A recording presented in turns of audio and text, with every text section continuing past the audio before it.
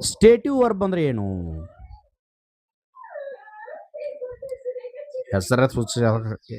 ಹೆಸರ ಹೇಳಿದಂಗ ಒಟ್ಟ ಏನಪ್ಪಾ ಅಂದ್ರೆ ಸ್ಟೇಟಸ್ ಬಗ್ಗೆ ಹೇಳ್ತಿರೋದು, ಸ್ಥಿತಿ ಬಗ್ಗೆ ಹೇಳ್ತದ, ಎಮೋಷನ್ ಬಗ್ಗೆ ಹೇಳ್ತದ. ಹೆಂಗ ನಮ್ಮ ಇದನ್ನ ಡಿಫೈನ್ ಮಾಡ್ಬೇಕಾದಾಗ ದೀಸ್ ಡಿಸ್ಕ್ರೈಬ್ಸ್ ದಿ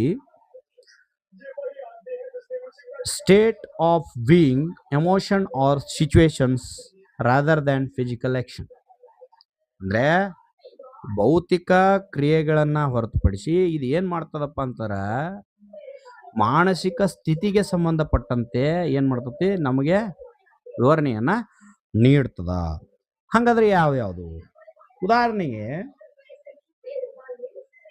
ನನಗೆ ಒಂದು ಗುಲಾಬಿ ಹಣ್ಣು ಕಂಡ್ರೆ ಇಷ್ಟ, ಅದನ್ನ ಹೆಂಗೆ ಹೇಳ್ತೀನಿ ನಾನು?